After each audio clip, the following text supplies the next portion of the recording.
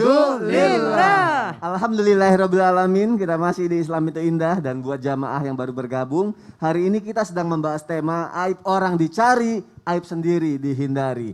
Pertanyaan sebelum jeda iklan tadi, Habib Usman, boleh nggak nih, aku ulang lagi ya jamaah yang ada di rumah ya, boleh nggak nih kita menceritakan kepada orang soleh atau orang yang dipercaya mengenai aib orang lain, tujuannya supaya orang yang dipercaya itu menegur orang yang berbuat aib itu. Mohon penjelasannya, ini Habib. pertanyaan menarik. Silakan, Subhanallah biasa. Afwan Mas Soni, afwan Ustazah, afwan Ustaz Syamsuddin Nur.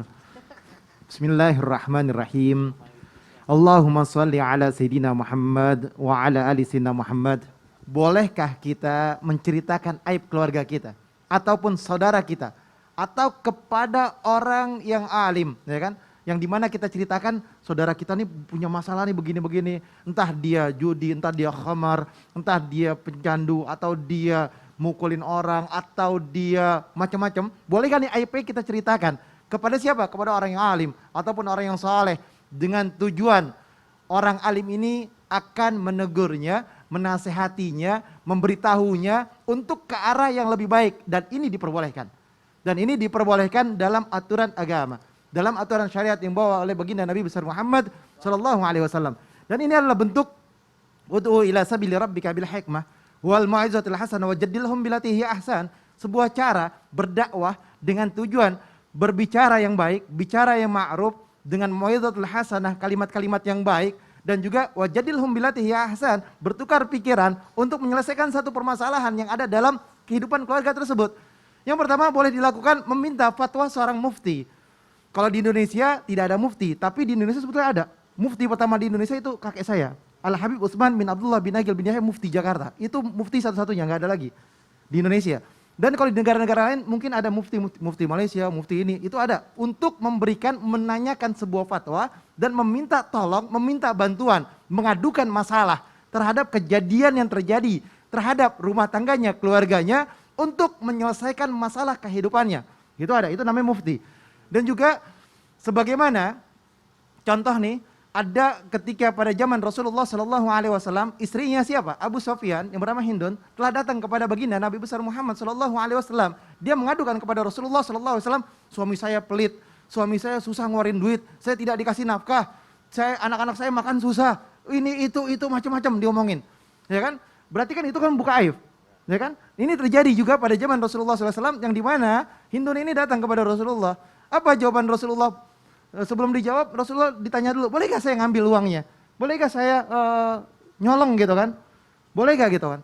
Nah, kalimat di sini adalah yang dimana boleh gak mengambil uang suami karena suaminya zalim, tidak memberikan nafkah terhadap istrinya. Baginda Rasulullah Shallallahu Alaihi Wasallam, qala Nabi Shallallahu Alaihi Wasallam, khudhi min malihi bil ma'ruf. Ambillah dari harta apa yang mencukupi anak-anakmu dengan cara yang patut. Ma yakfik wa yakfi badik.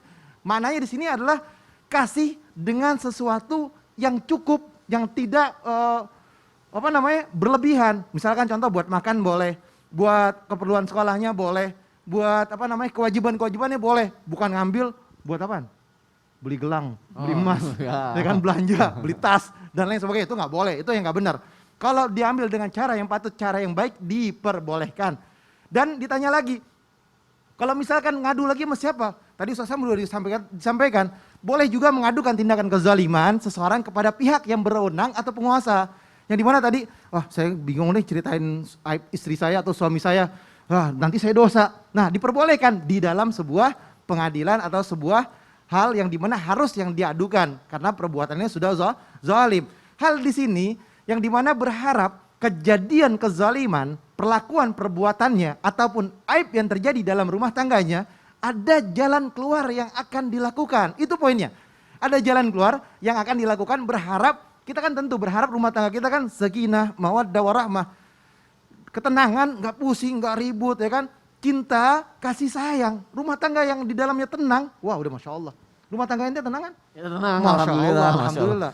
Bersyukur kan sama Allah? Habib tuh kalau suka deg-degan gitu, bikin orang deg-degan gitu. Bener nih, bersyukur gak sama Allah? Bersyukur, alhamdulillah. Bersyukur ditambah. Alhamdulillah. Nah, intinya adalah tenang dan bersyukur kepada Allah Subhanahu wa taala, berharap rumah tangganya sakinah, ketenangan. Orang yang rumah tangganya tenang, nggak ada keributan, luar biasa. Jagalah aib kita, jagalah aib suami kita dan jaga semuanya. Jangan sampai kita jangan sembarangan bicara, kecuali kepada yang diperbolehkan untuk menciptakan keluarga sakinah, mawaddah, warahmah. Masya Allah, berarti diperbolehkan kepada orang yang Betul. memang bisa mencarikan solusi untuk itu ya Habib ya. Betul. Terima kasih Habib Usman untuk penjelasannya. Kita